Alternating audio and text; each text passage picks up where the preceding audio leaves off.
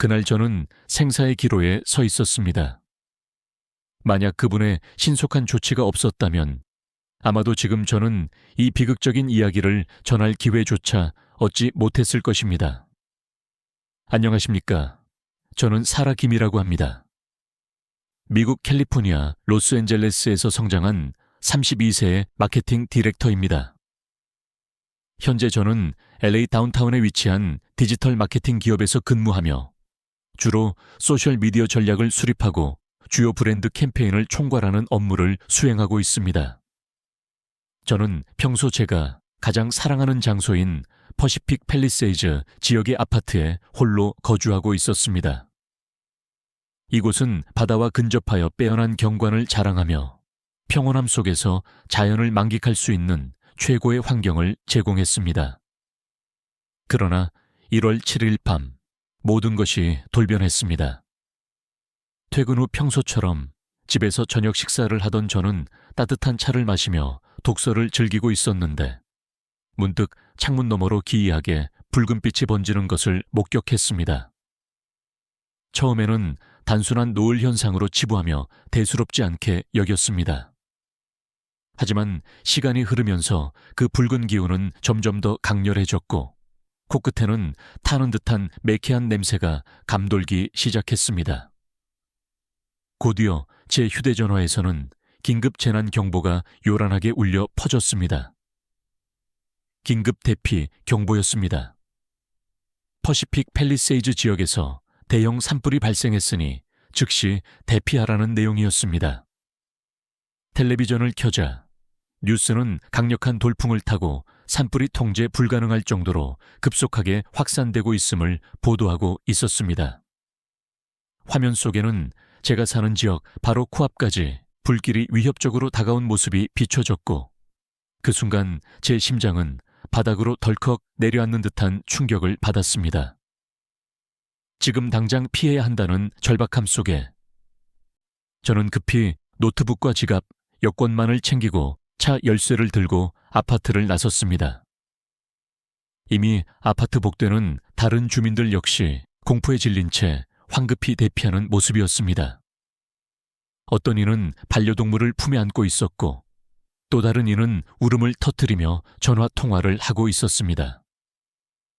밖으로 나오자 하늘은 이미 붉은 연기로 완전히 뒤덮여 있었고 도로는 불길을 피해 달아나려는 수많은 차량으로 인산인해를 이루고 있었습니다.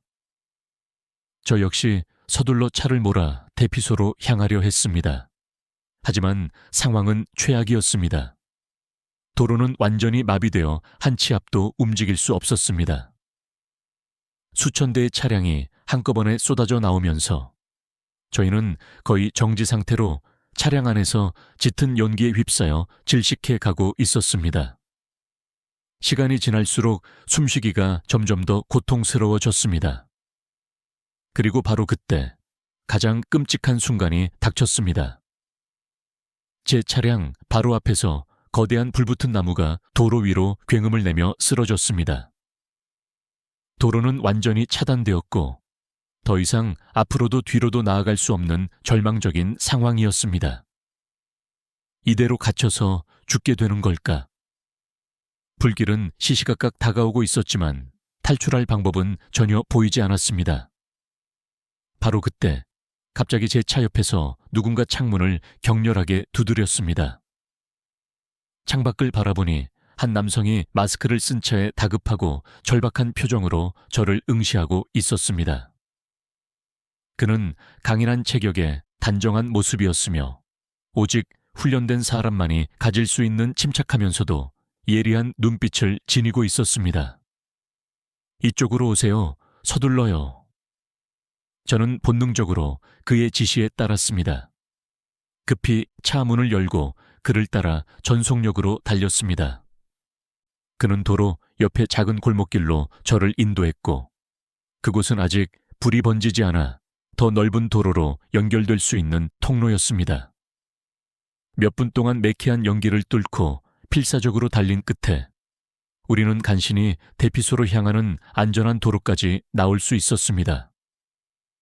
그제야 저는 비로소 제대로 된 숨을 몰아쉴 수 있었습니다. 대피소에서 안정을 되찾은 후 저는 제 목숨을 구해준 그 남성에게 진심으로 감사 인사를 전했습니다. 정말로 감사합니다. 혹시 소방관이십니까? 그는 쑥스러운 듯이 미소를 지으며 고개를 끄덕였습니다.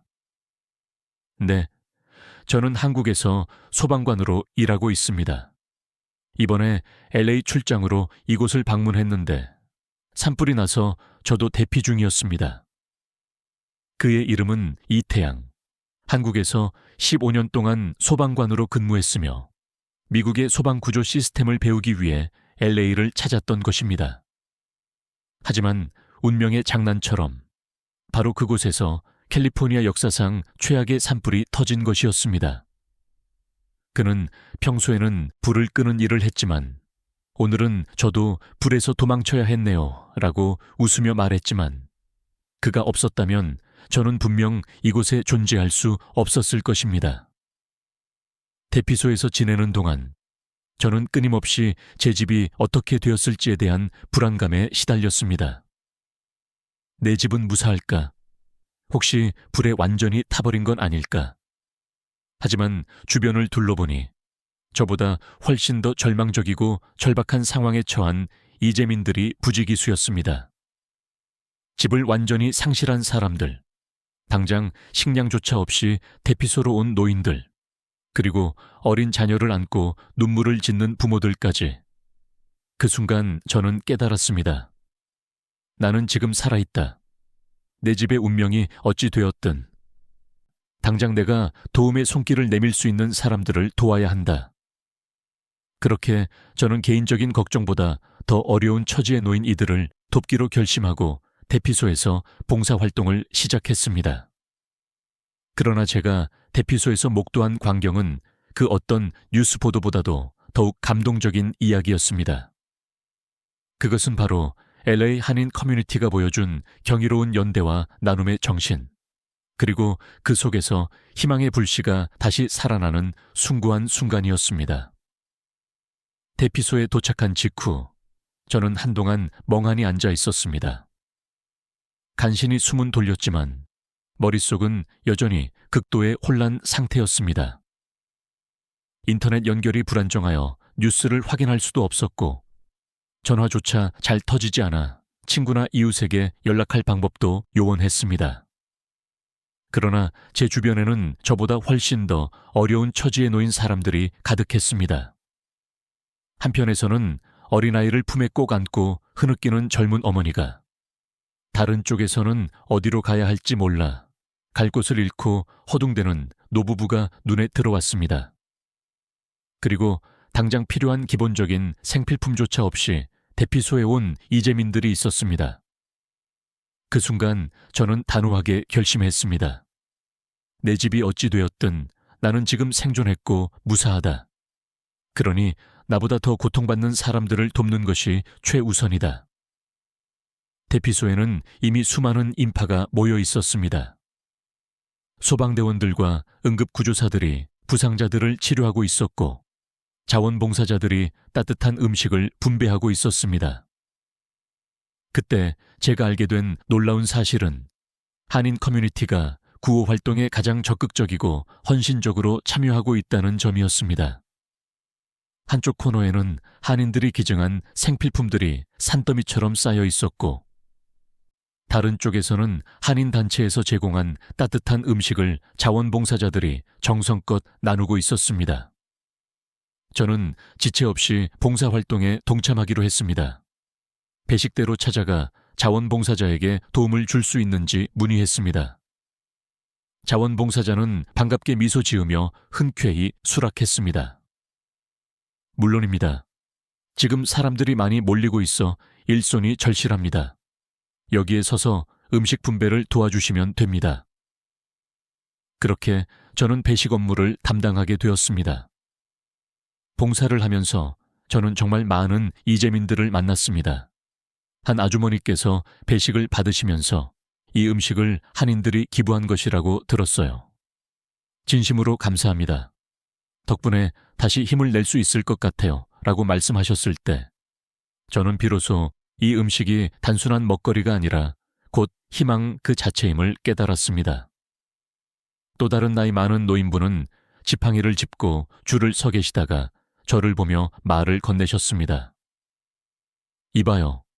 나도 예전에 한인마트에서 장을 본 적이 있지만 그 사람들이 이렇게까지 헌신적으로 도울 줄은 정말 몰랐습니다. 대단한 사람들입니다. 저는 그 순간 울컥했습니다. 그분의 말씀은 단순한 칭찬을 넘어 한인들이 이 사회에서 얼마나 소중한 존재인지를 다시 한번 강력하게 일깨워 주었기 때문입니다. 봉사활동 중 저는 구조의 영웅, 이태양 소방관과 재회하게 되었습니다. 그는 여전히 소방대원들과 함께 이재민들을 돕고 있었고 짧은 휴식 시간을 갖기 위해 배식대 근처로 왔습니다. 제가 음식을 건네며 인사를 전했습니다. 여기요, 소방관님들도 기운 차리셔야죠. 그는 온화하게 미소를 지으며 음식을 받았습니다. 사라 씨, 여기서 봉사를 하고 계셨군요. 당연하죠. 저도 큰 도움을 받았으니까요. 그는 고개를 끄덕이더니 음식 한 입을 먹고 말을 이었습니다. 저는 한국에서 근무할 때도 이런 장면을 많이 목격했습니다. 한인들은 언제나 위기 상황에서 강력하게 뭉쳐서 서로를 돕습니다. 그런데 LA에서도 이렇게 많은 한인들이 자발적으로 나서는 것을 보니 다시 한번 감탄하게 됩니다. 저도 고개를 끄덕였습니다. 맞아요. 저도 이렇게 많은 한인들이 자발적으로 나설 줄은 상상도 못했습니다. 그 순간 저는 한인 커뮤니티가 가진 연대의 힘을 진심으로 깊이 깨닫게 되었습니다. 그들은 자신이 직접적인 피해를 입었음에도 불구하고 더 어려운 이웃을 돕기 위해 기꺼이 나선 사람들이었습니다. 그날 밤 봉사를 마친 후 저는 대피소 밖으로 나와 밤하늘을 올려다보았습니다. 여전히 먼 곳에서 불길이 타오르는 붉은 기운이 선명하게 보였습니다. 저 불길이 완전히 꺼지면 나는 과연 다시 집으로 돌아갈 수 있을까? 미지의 두려움이 밀려왔습니다. 제 집이 온전할지 아니면 이미 화염에 휩싸였을지 전혀 알 수 없었기 때문입니다. 하지만 저는 생각을 고쳐먹었습니다. 지금 내가 해야 할 일은 걱정에 매몰되는 것이 아니라 한 명이라도 더 많은 사람들을 돕는 것이다. 그렇게 저는 다음 날, 그리고 그 다음 날에도 계속해서 봉사활동을 이어가기로 결심했습니다. 그리고 그 과정에서 저는 더욱 감동적인 사연들을 접하게 되었습니다. 다음 날 한 노인분이 제게 다가와 작은 종이봉투를 건넸습니다. 이것은 내가 대피하면서 간신히 챙긴 돈인데 한인들이 이렇게 큰 도움을 주었으니 나도 작은 보탬이라도 되고 싶어서요. 적은 돈이지만 한인회에 기부하고 싶습니다. 저는 순간 할 말을 잃었습니다. 본인 역시 피해자이지만 도움을 받았다는 이유만으로 또 다른 누군가를 돕고자 하는 그 마음. 그것이 바로 한 사람이 다른 사람에게 희망을 전달하는 진정한 방식이었습니다. 또한 파리바게뜨 지점에서 소방관들에게 샌드위치와 페이스트리를 무상으로 제공하고 있다는 소식도 들려왔습니다. 그 가게 주인은 우리가 할 수 있는 일은 이것뿐입니다. 하지만 소방관들이 힘을 내야 우리가 일상으로 복귀할 수 있지 않습니까? 라고 말했다고 합니다. 빵과 커피를 나누는 작은 행동이 그들에게 얼마나 거대한 힘이 될지 그는 정확히 알고 있었던 것입니다. 봉사를 지속하면서 저는 한 가지 확신을 갖게 되었습니다. 불길은 집을 재로 만들 수 있지만 사람들의 따뜻하고 이타적인 마음까지 태워버릴 수는 없다는 사실이었습니다. 그리고 이 한인 커뮤니티의 강력한 연대는 그 어떤 재앙의 불길보다도 더욱 강렬한 희망의 불씨로 타오르고 있었습니다. 저는 이제 더 이상 제 집에 대한 걱정을 하지 않기로 했습니다. 집이 남아있든 사라졌든 저는 이곳에서 훨씬 더 중요하고 고귀한 가치를 배우고 있었기 때문입니다. 그리고 저는 앞으로도 계속해서 희망을 나누는 사람이 되기로 굳게 다짐했습니다. 대피소에서 머무르는 동안 저는 매일같이 산불이 언제쯤 최종적으로 진화될지 뉴스를 확인했습니다. 하지만 상황은 오히려 점점 더 악화되고 있었습니다. 소방국은 강풍 예보로 인해 불길이 다시 거세질 위험이 매우 크다고 경고했으며 이미 소방용수가 고갈되어 태평양 바닷물까지 끌어다 사용하는 지경이었습니다. 바닷물을 소방용수로 사용한다고? 그게 정말 가능한 일인가? 저는 깜짝 놀라 추가적인 뉴스를 찾아보았습니다. 일반적으로 바닷물은 염분이 많아 토양을 심각하게 오염시키고 소방 장비를 부식시키기 때문에 사용되지 않는 것으로 알려져 있습니다. 그러나 이번 산불은 규모가 너무 거대하고 더 이상 사용할 수 있는 담수조차 없었기 때문에 최후의 수단으로 태평양 바닷물을 퍼다 쓰고 있다는 소식이 전해졌습니다. LA 카운티 소방당국은 슈퍼스쿠퍼 항공기 2대를 동원하여 태평양 해수를 싣고 날랐고 이 항공기들은 한 번에 수천 리터의 바닷물을 퍼올려 퍼시픽 팰리세이즈 지역에 투하하고 있었습니다. 하지만 강풍이 너무 강하게 불어 목표 지점을 정확하게 맞추는데 난항을 겪고 있었으며 바닷물을 잘못된 곳에 살포할 경우 차량이나 건물이 염분으로 인해 붕괴될 위험이 있어 극도로 조심해야 했습니다. 소방당국은 미국 육군의 블랙호크 헬리콥터 10대까지 투입하여 소방용수 전용 소화전에서 물을 실어 날랐지만 여전히 불길을 완전히 제압하기는 어려운 상황이었습니다. 산불은 진화되는 것이 아니라 오히려 더욱 강력해지고 있었습니다. 대피소의 모든 사람들은 극심한 불안감에 시달렸습니다. 혹시라도 불길이 다시 번져서 우리가 머무는 이곳까지 오면 어쩌지? 이런 근심과 걱정을 하는 사람들이 많았습니다.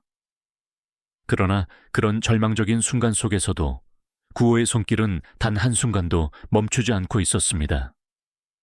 그날 저는 배식 봉사를 하던 중 한 아주머니가 조용히 눈물을 흘리는 모습을 보게 되었습니다. 괜찮으세요?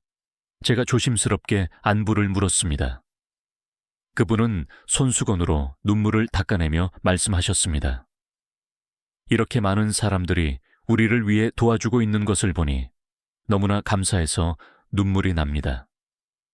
집을 잃은 슬픔도 크지만 이렇게 누군가가 우리를 위해 움직이고 있다는 사실을 깨달으니 다시 힘을 내야겠다는 의지가 생깁니다.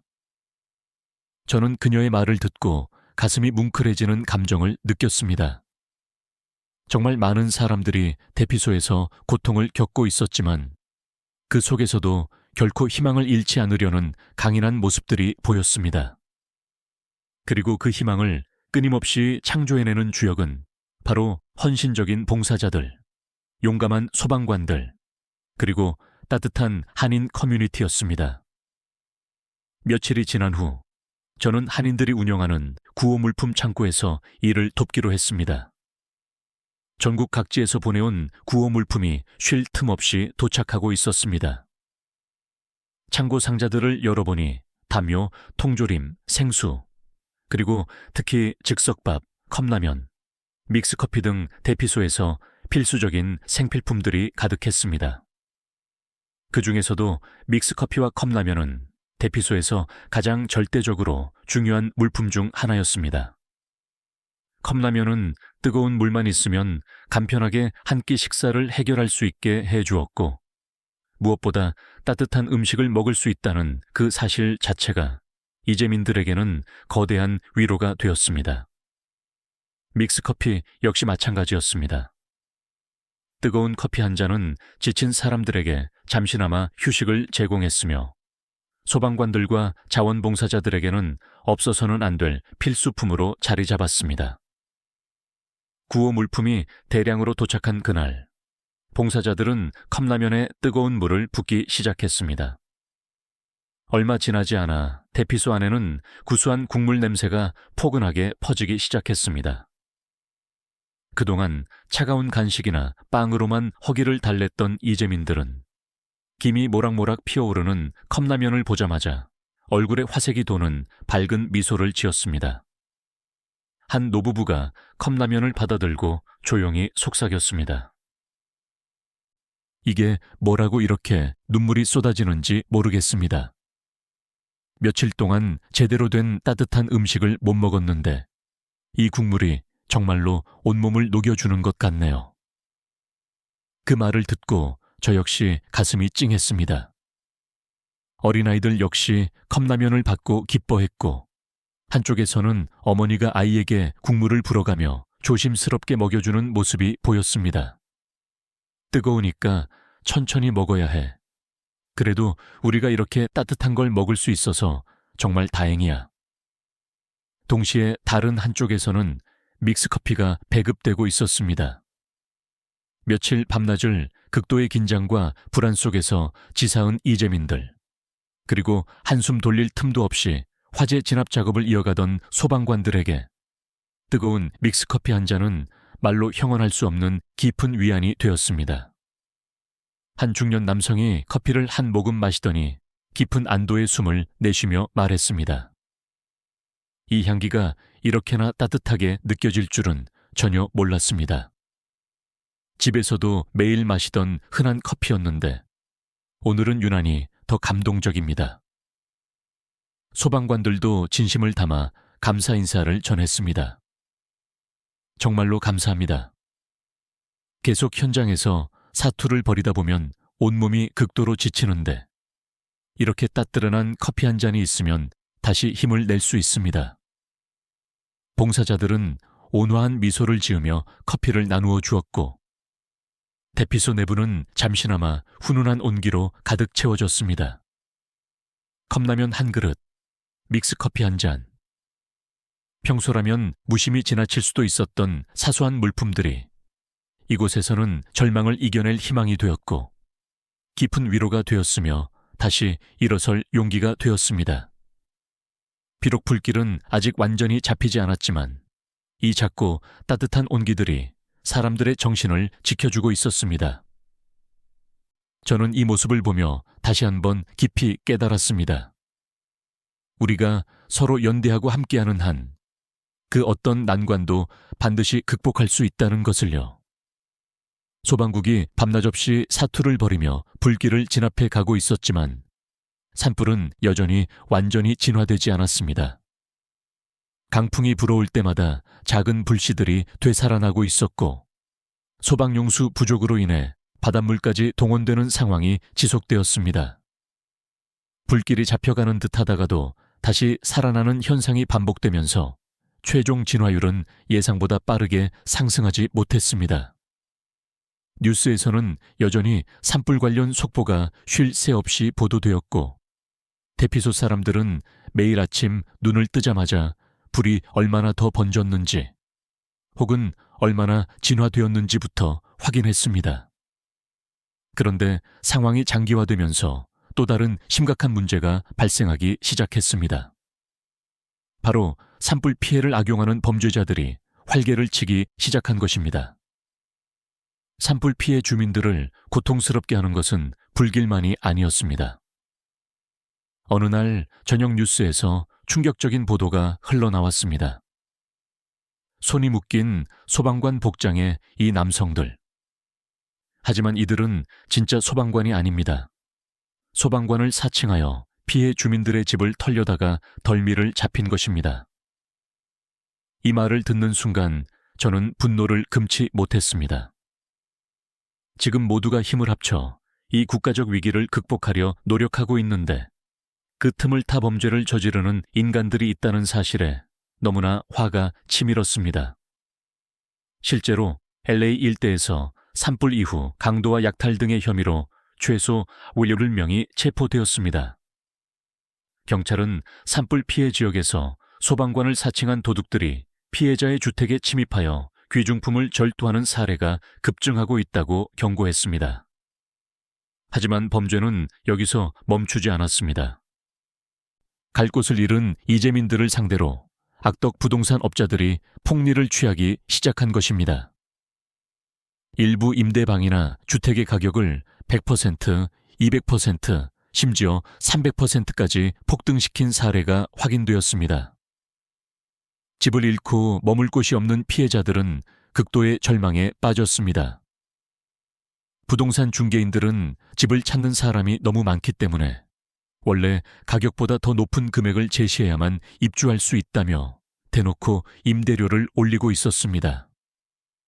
심지어 더 높은 임대료를 지불할 의향이 없다면 신청서를 낼 필요도 없다고 통보했습니다. 이재민들은 당장 머물 곳이 없는 절박한 상황에서 터무니없이 높은 임대료를 감당할 수 없어 또다시 갈 곳을 잃고 방황해야 했습니다. 이러한 현실을 목격하자 저는 산불보다 더 무서운 것은 바로 인간의 탐욕이 아닐까 하는 생각이 들었습니다. 그런데 바로 그때 한인 커뮤니티가 다시 한번 거대한 희망의 불빛을 보여주었습니다. 한인 사업가 몇몇 분이 대피소를 직접 찾아와 발표했습니다. 저희가 운영하는 모텔과 비어있는 오피스텔을 이재민들에게 무료 혹은 아주 저렴한 가격으로 제공하려고 합니다. 이 소식을 들은 사람들은 놀라움을 금치 못하며 깊은 감사를 표했습니다. 한인 사업가들은 이렇게 말했습니다. 산불로 인해 집을 잃은 분들이 많다고 들었습니다. 지금 같은 비상시국에 돈을 버는 것보다 우리가 서로 함께 살아가고 연대하는 것이 훨씬 더 중요하다고 생각했습니다. 그뿐만 아니라 몇몇 한인교회와 단체에서도 대피소에서 지내는 피해자들을 위한 무료 임시 거처를 마련해 주기로 했습니다.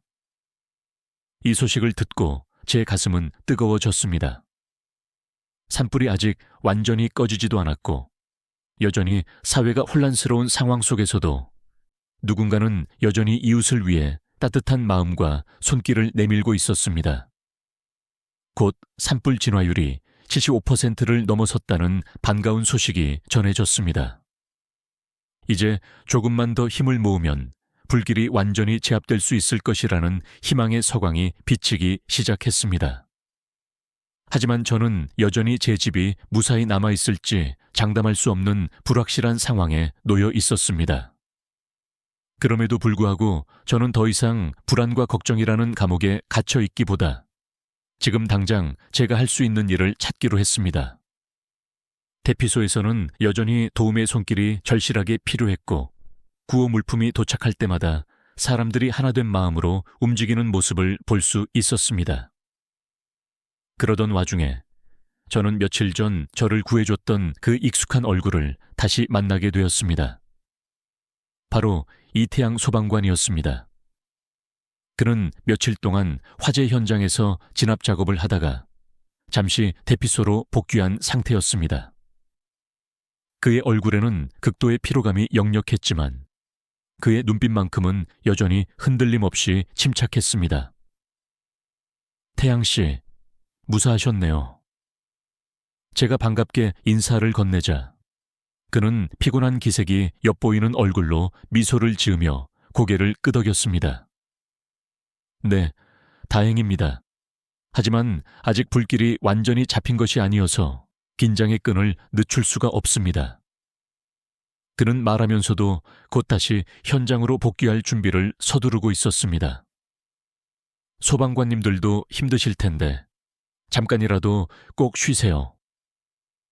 제가 건넨 따뜻한 믹스커피를 받아들면서도 그는 주변을 둘러보며 말했습니다.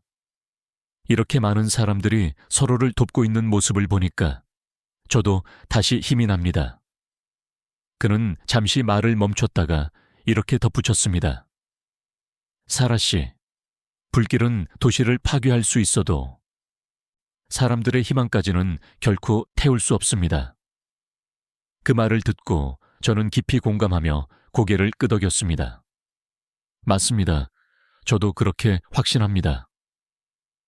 산불이 언제 최종적으로 꺼질지는 알 수 없었지만 저는 더 이상 두려움에 압도되지 않기로 했습니다. 대신 지금 이 순간에도 서로를 돕는 이들과 함께하겠다고 확고히 결심했습니다. 저는 다시 한인회 구호처로 발길을 돌렸습니다.